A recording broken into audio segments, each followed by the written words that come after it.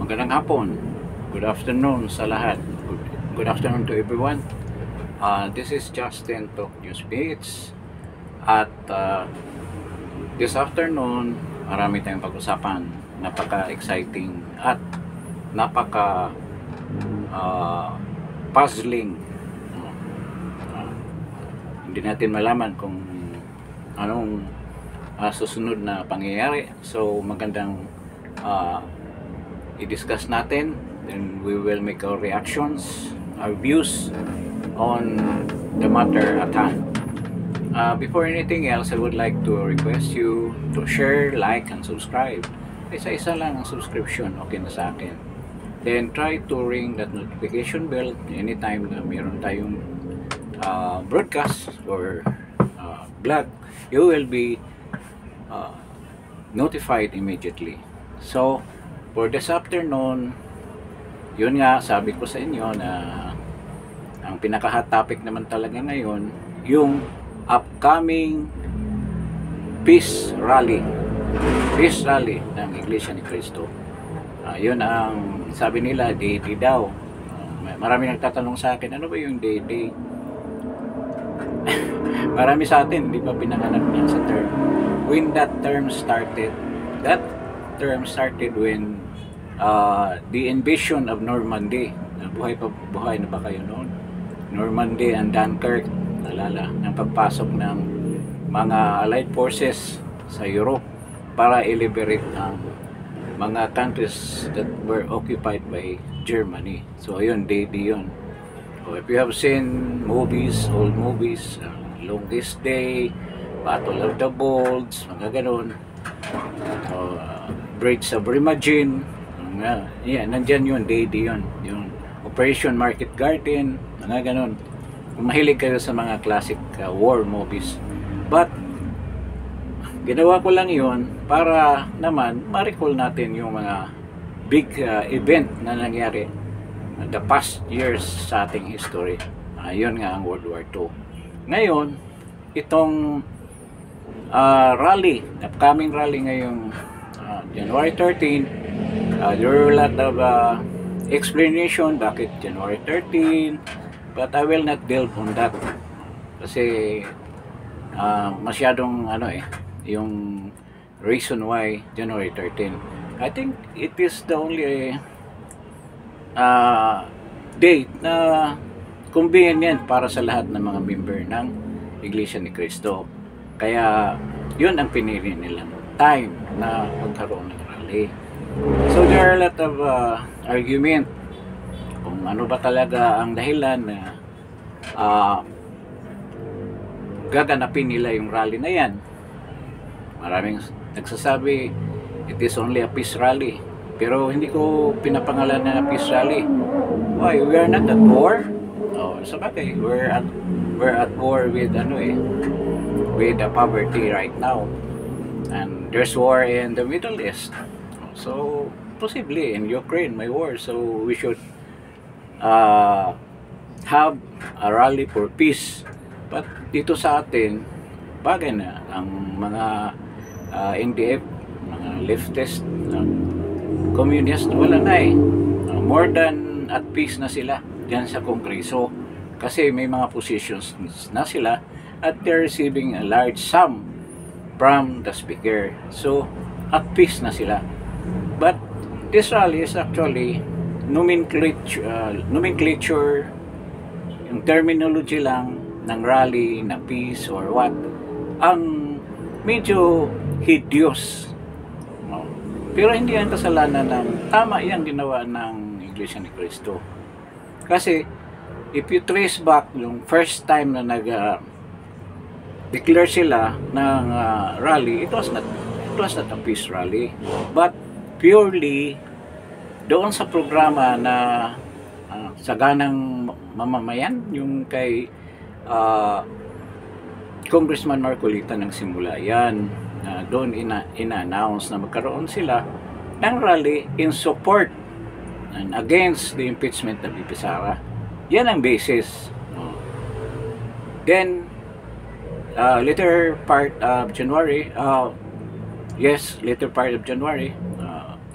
I think January 2, January 3, lumabas na yung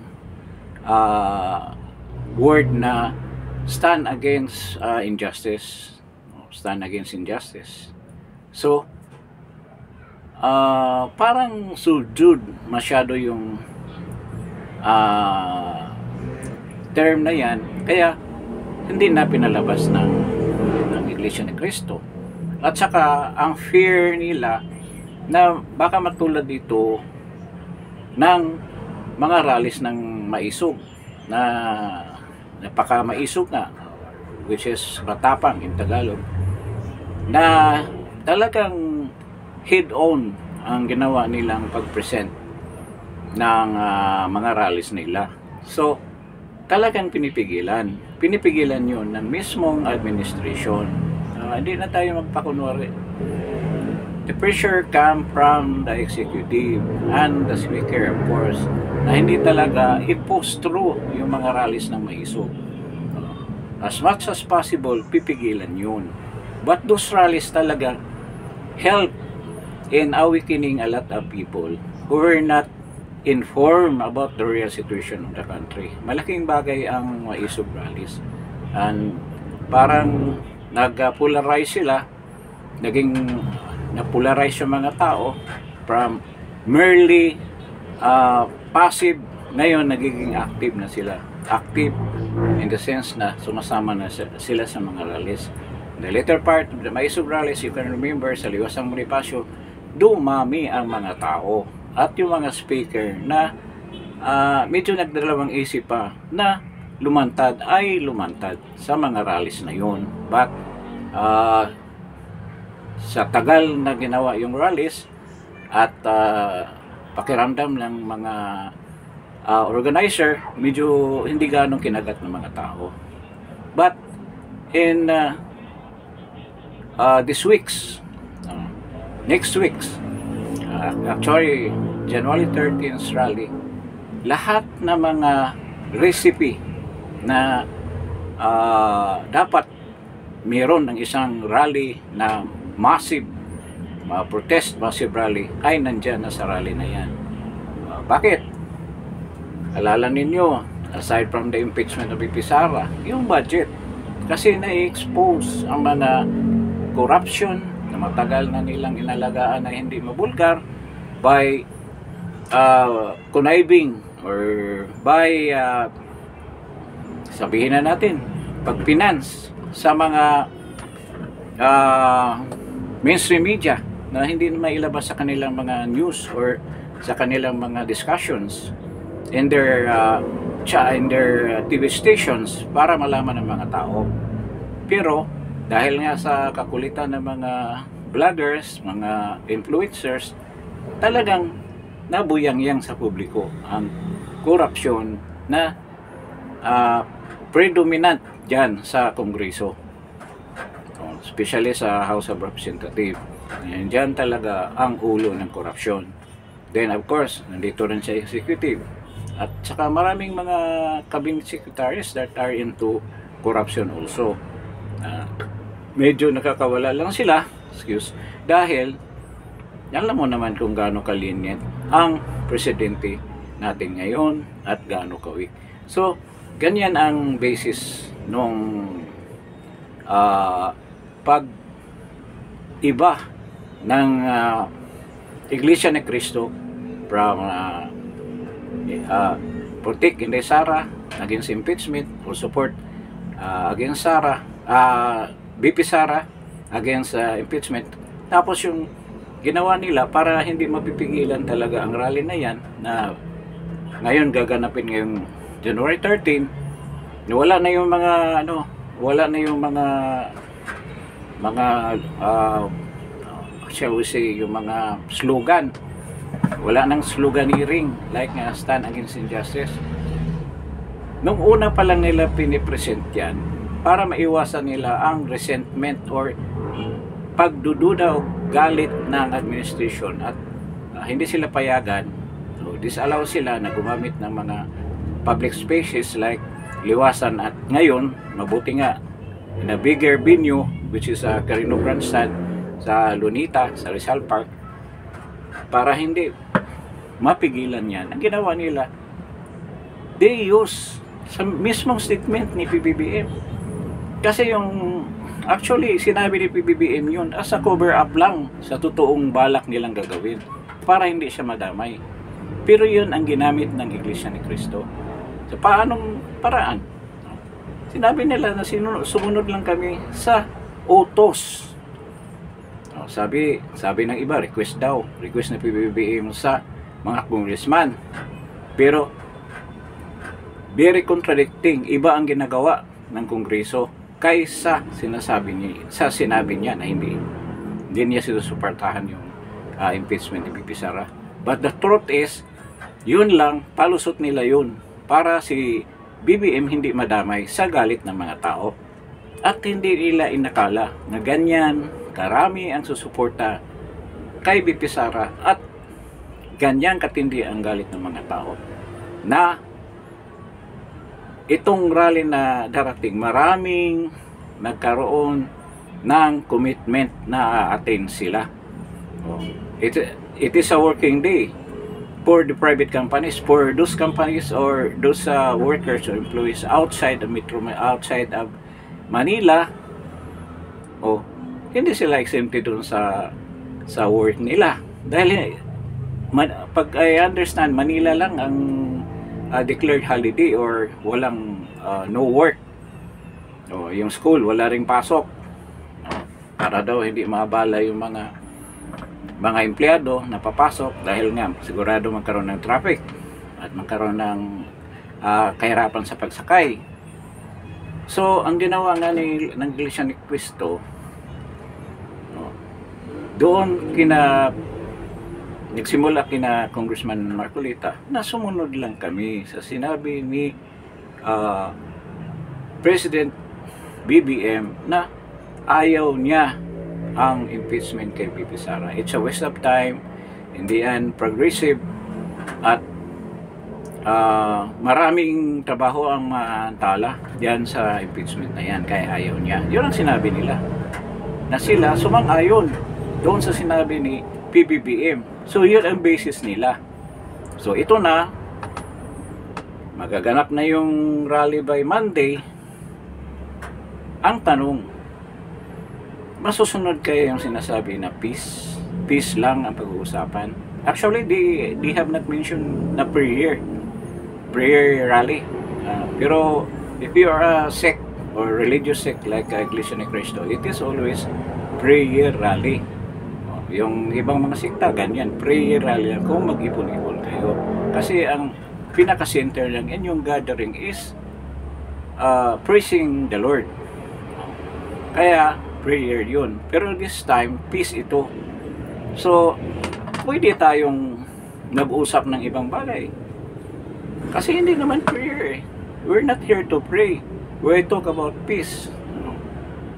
Ano bang mga bagay na masasabi natin na nagbanta sa katahimikan ng ating bansa?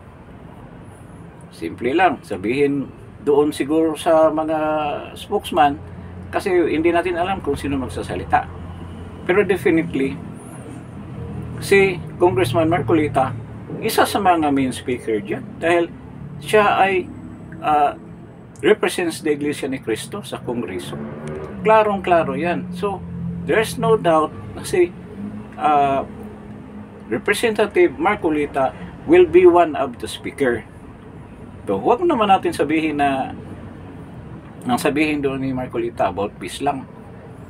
Na hindi ba niya sasabihin yung mga pag-aapi sa kanya doon sa Kongreso, na pagtatanggal ng mga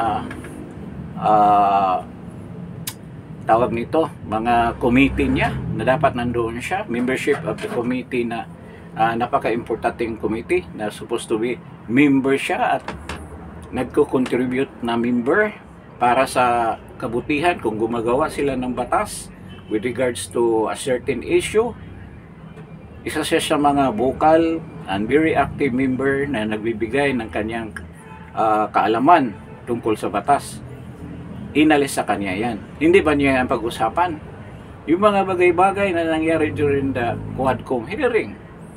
At yung ibang hearing pa na pinagkaitan siya ng karapatan na makapagsalita. Hindi kaya niya sasabihin yun. So, ano mangyari kung ganyan? Still, mailalabas yung mga pagkagalit ng mga tao sa ating pamahalaan. So, huwag na natin sabihin yung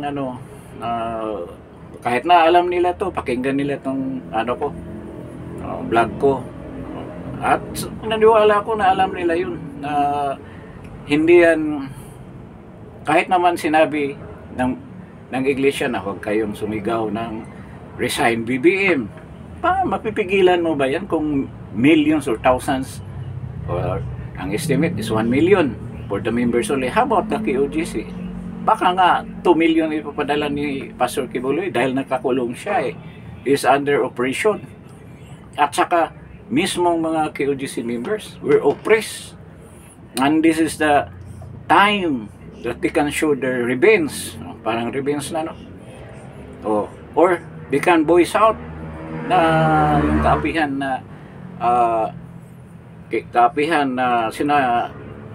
that they suffer nung during the invasion of the KOGC compound. So, paano mapipigilan yan? Kung may sisigaw dyan, BBM resign, o BBM ngagba, o BBM tamba kurap, paano mapipigilan? Hindi mo mapipigilan yan. Even the placards. So, ibig sabihin, kung may makita ka dyan na resign BBM, BBM step down, or BBM ganito, ganyan, all about the criticism against the government, how can you prevent that? Is there anybody who can confiscate all these materials? Di magkagulo lang yun. So meaning, this is the right time for us to show our indignation against the government being greedy, corrupt, and the total disregard of this government of the poor. Alam na natin yan. Bakit total disregard? Yung ang topic ko nung nakarang araw na gustong bibili ng Typhoon launcher, missile launcher, then Tomahawk missile. Instead of buying food for the poor, helping the poor, not only in food but yung mga trabaho, mga pagkakitaan na dapat meron ang mga naghihirap na mamamayan na ito para makaalpas sila sa kahirapan, lalo na sa pagkain. And it was shown in the latest survey of, I think it's a social anong tawag nito, hindi Pulse Asia, yung isa, na 60% of those who are surveyed have manifested na they are food poor, they are hungry. Nakaka-insulto yan sa gobyerno na to. Nasaan na siya doon? Di ba siya ang poverty alleviation czar? O di ba? Panay ang criticism niya kay BP Sara. Ngayon, lumabas ka doon, ipapakita mo kung paano mong solusyonan yan. 63% record breaking since I think 2003, 21 years ago. So, makikita mo that rally, kaya nga siguro this coming rally nanigurado din si BBM na declare na walang pasok para walang sagabal, no? Whatever will happen, ano man ang mangyayari, kasi maraming ugong-ugong na something is going to happen like a military takeover. I don't know kung totoo ba yan o chismis-chismis ba lang yan, but all of these things hindi natin alam kung gaano katotoo, not until it will happen, not only on January 13 but the remaining days of this month. Ang mga susunod pang mga araw, doon natin malalaman kung anong mangyayari. So diyan sa topic ko na ano bang senaryo Kasi mahilig tayo dito sa Justin Talk News PH to talk about scenarios. Oh, ang ibig sabihin ng senaryo kung anong mangyayari, anong kaganapan ang mangyayari na susunod dito sa rally na to. Di ba? We always anticipate things or events to happen para naman handa tayo, hindi tayo masusurpresa. At alam natin kung ano bang mga option natin o gagawin.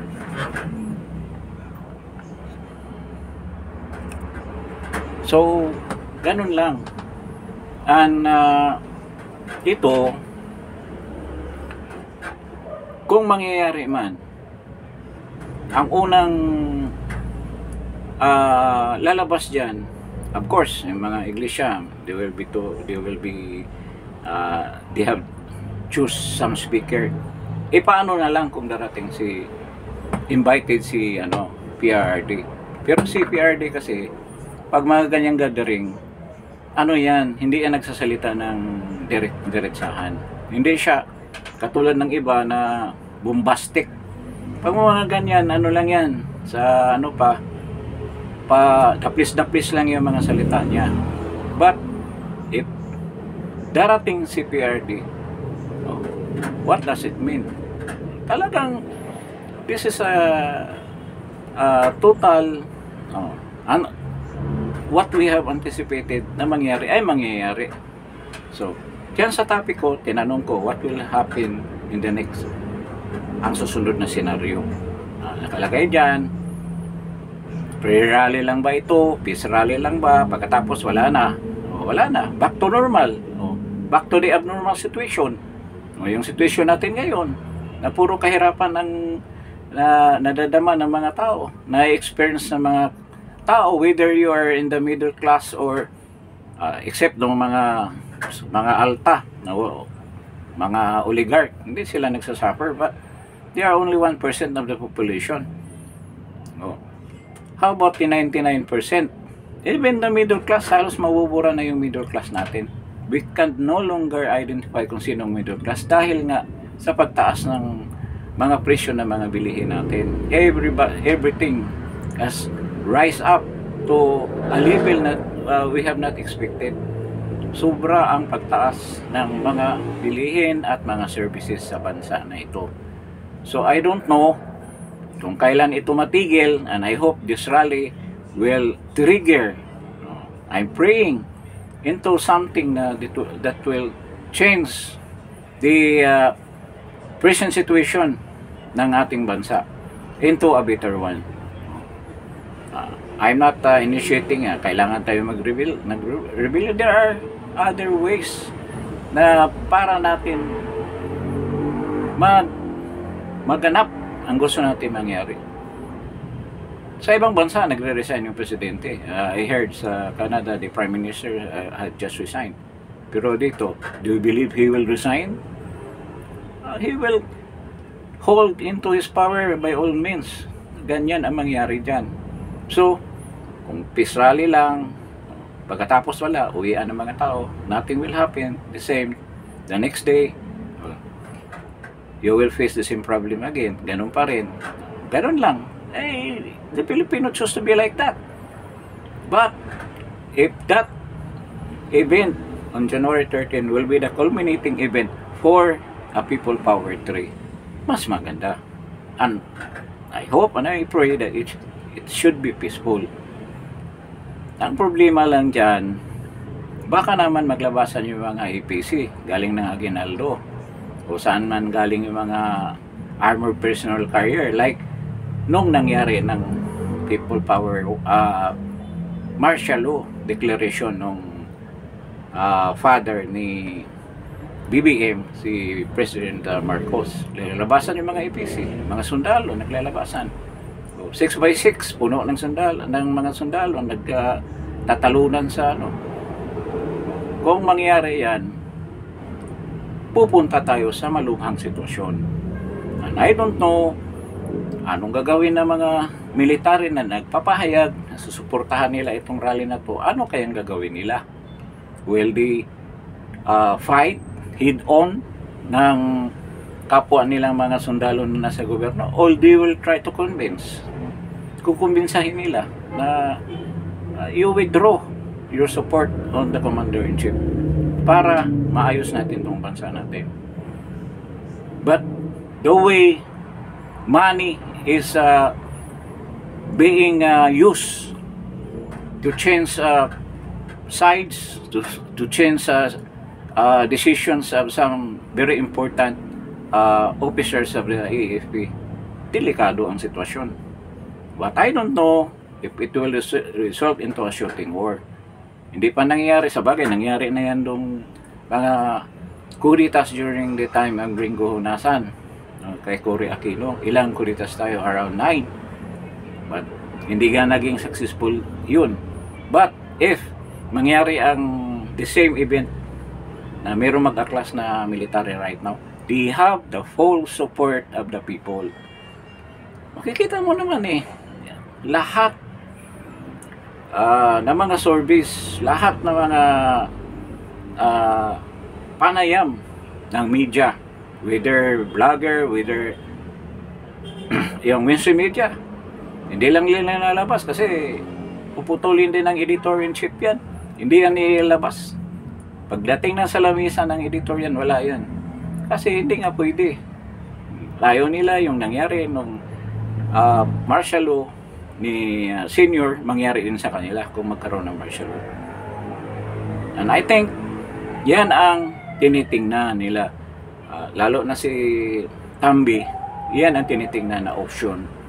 And I'm sure about that, and I heard about that from a very reliable source.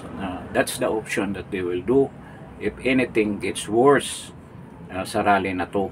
And if marami kasing mga retired generals that are saying na talagang meron pa nagsabi na handa daw ibuhis ang buhay niya. Let's see kung mangyayari yan. But kung ganyan na mangyari, it would not be a peaceful revolution. And I hope puro naman tayo Pilipino, meron magbuhis ng buhay para lang sa pagbabago na to, dahil nga pwede naman sana. Alam naman ng lahat kung gaano kapalpak ang inefficiency ng ating administration sa pag-manage in all aspect, economy, labor, trabaho ng mga tao, lahat, even tourism. Anong ginawa nila? Isipin mo, 4 million lang ang tourist natin. Akala ko magaling yan si Prasco.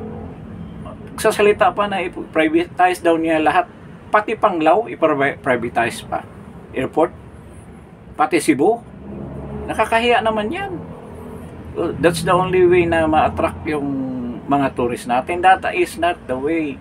Alam mo, kung maikot ka sa buong Asia, tayo lang ang may pinakamagandang beaches. Hindi lang beaches, pati mga tao magagaling humawak ng mga bisita.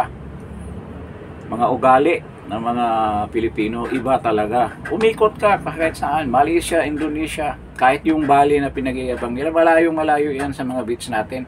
Kahit na hindi Boracay, yung itapat yan. Yung dito lang sa may Camarines sa mga beach. Hindi pa Panglao. Magaganda yung Panglao. O sa Siargao, hindi pa, tsaka Palawan, hindi natin gamitin. Yung mga beaches lang na mga ordinaries, malayo yung Bali na yan. Sa totoo lang, kung napunta kayo doon, or any beach sa Vietnam, lalo na sa Vietnam, at saka sa Thailand, yung Phuket, Thailand, wala yan. Pero anong nangyari? Dahil sa kayabangan natin, na hindi natin binibigyan ng visa yung mga Chinese visitors, dahil daw anti-China tayo, ano nangyari? 4 million. Samantala, ang Thailand is going into 40 million na for a year. Last year, 35 million sila. Malaysia is around 15. Talo pa nga tayo sa Indonesia. Na they are not really focused on tourism. More on industries na galing sa China ang kinukuha nila. Ilan ang Indonesia? I think it's 8 to 10 million tourists. Kita mo yan. Kaya wala talaga tayo. So itong natin, situation natin, medyo nga lang ikumpara mo sa nakaraang people power. Kung mangyari man yan, kung walang martial law declaration, magkaroon ng kudita, sabihin natin. Kung magkaroon ng successful kudita, successful, kasi maraming kudita hindi naman naging successful. Yung kapanahon na ni Cory Aquino nga, ilang kudita, di ba? So kung maging successful yan, mas maganda sana, at hahawakan ng mga tamang general o mga tao na nasa military ang hahawak before turning it over to the successor, which is Vice President Inday Sara Duterte. Pero kung gusto ng military, they will do the clean up. Hindi na si Inday, kung si Inday rin pwede, mas maganda. Clean up muna nila yung sa tingin nila na sobrang corruption na ginawa sa bayan. Huhulihin na nila. Ganyan dapat with other countries na ginagawa. Hulihin nila, tapos ililitisin yan na court of law. Hindi tulad ng ginawa nila ngayon sa Kongreso na parang kangaroo court na nangyari. Ililitisin pa rin. Kung maprubahan na wala silang kasalanan, di pakawalan. Ganyan dapat ang gagawin. So, itong sitwasyon natin ngayon, going into the rally, the peace rally on January 13, parang we are dangling in a rope na pwedeng maputol ang rope na yan, babagsak tayong lahat. Or, maging matibay yung lubid na yan, at tayo lahat makaakyat into safety, into prosperity. Yan din, nasa mga tao yan, nasa atin, kung gaano natin kamahal ang bansa natin, gaano tayo ka-concern sa kapwa natin. Nakikita ba niyo? Yung iba naman na medyo nakaluwal sa buhay, walang problema. Pero, if you go round the metro, kahit saang part, no exemption, kahit sa BGC, magko-coffee shop ka, mayroong nagpapalimos sa labas. Saan ka nakikita ng ganun? High-end na lugar ang BGC, pero ang hinahabol pa nga ng mga security guard yung nagpapalimos. Nagpapalimos, disente ang damit, kaya hindi mo mahalatang. Pero gumaganyan ang kamay, pangkain lang po. Saan ka nakakita? Sakay ka ng sumakay ka ng LRT, MRT, sa baba, hagdanan pa lang, ilan ang nagpapalimos dyan. Hindi yan nangyari sa panahonan ni President Duterte. At kahit naman nung kapanahonan ni Noynoy, hindi naman ganyan karampan. Ngayon, ang tindi talaga, sobrang hirap ang mga tao. Kaya yung survey ng social, ano ba yan? Ay totoo. Gaano kahirap ng mga tao.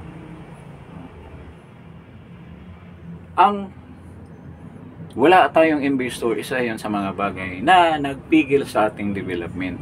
Walang gumagawa ng mga industriyang bago, so walang trabaho ang mga tao. Sinabi nila, nung December, tumaas daw ang employment rate. Siyempre, Christmas. Maraming mga restaurant na are hiring temporary personnel kasi alam nila tataas ang demand. But despite that, hindi pa rin naabot ang tamang number or kita, profit na dapat nila kitain for that year para i-sustain naman itong mga lean months. Kasi from January up to I think March, lean months yan, mahina ang negosyo. So, ganyan ang nangyari sa atin. So, ang tanong, kung pagkatapos ng rally na to, anong mangyari? Peace rally lang ba? Wala na. Or magkaroon ng people power, which has a bigger possibility na mangyari. Or mere intervention ng military. Dalawang klaseng intervention. Whether the administration of BBM will declare martial law, that's an intervention. Or a kudeta will happen that will oust the president. And yung mga minions, mga cohorts niya, wala silang problema. Siguro sana na kasama na sa sunog yung mga bahay nila doon sa Pacific Palisades sa Los Angeles. O yung mga binili na ng pera ng bayan doon, sana nasunog na rin. O, doon sa Hollywood, doon sa Beverly Park, mga binili ng mga kurakot na yan, sana kasama na sa nasunog. O, kasama rin yung perang tinago nila na galing sa atin. Ganon. So, kung mangyari yan, January 13, 14, 15, kasi hindi naman ganyang kabilis eh. Next week is a very critical week para sa bansa natin. Kung ang mga tao, ang military, ang mga concerned citizen, yung talagang handang lumaban para sa kalayaan, sa pagkagapos ng bayan natin dito sa rehimeng walang kakwenta-kwenta na tumisip-sip ng dugo ng bayan hanggang malugmok tayo sa kahirapan at saka kawalang kabuhayan. Sana mangyari yun. I'm not saying that we will rebel against the government. I hope something positive will happen without shedding blood, kasi puro tayo Pilipino. Sana merong mangyari, merong makonsensya or whatever na aalis na lang sa posisyon at ibigay na lang sa mamamayan ang gusto nila. Kasi kahit anong twist niyo sa sitwasyon, you have spent a lot on trolls. Mismo si BBM nagsasabi na nag-hire siya ng maraming trolls to counter, pero hindi niyo kayang i-counter ang truth. Kahit yung mga vloggers ng DDS and other vloggers that are supporting VP Sara, hindi nyo kaya because we are nakasandal kami sa katotohanan. Mahirap tibagin ang katotohanan, lalo na yung mga taong nagdidipinsa para sa katotohanan ay hindi basta-basta matinag. Kaya ito ang mangyayari next week. It's a very critical week. And I hope na lahat ng mga tao, mamayang Pilipino, not only here in the Philippines but abroad, you should voice out through the social media. Dito naman sa Justin Talk News Speech, iilan pa lang naman ang subscriber, and I'm going 1 month and a half pa lang naman on this channel. So medyo wala pa nga akong subscriber gaano. Wala nga talaga. O iilan pa lang yan. I don't know kung ilan na ang subscriber dito, but despite of that, kailangan talagang doon sa nakakarinig ng voice na to na tutulong tayo para sa kabutihan at sa ating bansa, at hindi lang para sa atin to. May mga edad na tayo, lalo na ako. I've been to a lot of struggle in this country, but yung mga anak natin, apo natin, in the future of this country, na hindi matuluyan tayong malugmok. Sabi pa nga nila, baka the next 1 or 2 years, naalpasan na tayo ng Vietnam, di ba? With regards to GDP. Baka ang Cambodia ang makaalpas sa atin. Kahit na ang populasyon nila nasa 18 to 20 million lang, baka maalpasan pa tayo. Kita mo naman, if you have been to Phnom Penh, grabe ang ano nila, improvement. Nung last kong pagpunta, bago lang natapos yung gera doon, matindi. Talagang mahirap sila. Pero ngayon, meron na silang train system. Galing sa China yan. At saka ang advantage nila, hindi sila overpopulated. Maganda ang Cambodia na lugar kung ma-develop lang na gusto. Kaso nga lang sila may kingdom sila. Pero okay lang naman kung hindi corrupt yung mga namumuno sa lugar na yon. At saka siya hindi siya deforested. Maraming gubat pa ang Cambodia. Yun ang kagandahan niya. Mismong syudad nila, last greenery pa. Hindi katulad sa atin, panay ang landslide. doon kumikita ang mga congressman sa rock knitting. Doon sila kumikita ng malaki. So, I hope yung tatlong bagay na sinasabi ko, this will not be only a mere rally, prayer rally, peace rally. And pagkatapos wala na, balik na naman tayo into the abnormal situation. Then, I hope people power tree will be triggered and a regime change na inasama-sama natin ay mangyari.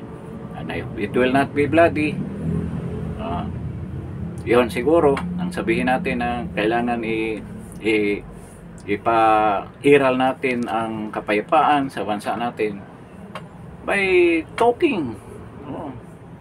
Iwan ko kung kaya ba na kausapin, kasi the actuations of this administration hindi mo pwedeng kausapin, kailangan masusunod sila sa ganyan. So yung tatlo na yan, sana may mangyari man dyan. I don't know, there's a possibility na mangyari yan, at yan ang inasama-asama natin na in the end mananalo ang mamayanang Pilipino at magtagumpay tayo para maging konklusibo naman ang ating bayan. We should protect our right, we should protect our democracy and our freedom of speech, with what we want to say. We are allowed to say it as long as it is not libelous, and we can exercise our freedom to the utmost. And the Constitution should be defended, and kailangan natin ipaglaban ang karapatan natin. So with this broadcast, nagpapasalamat ako doon sa mga new viewers who I'm requesting that sana mag-like kayo, then you share this video doon sa mga friends ninyo, then subscribe. And if you're going to the rally, there's a possibility na magkikita tayo. So thank you very much for coming over this channel, for visiting this channel, and magandang hapon sa inyong lahat. Thank you very much.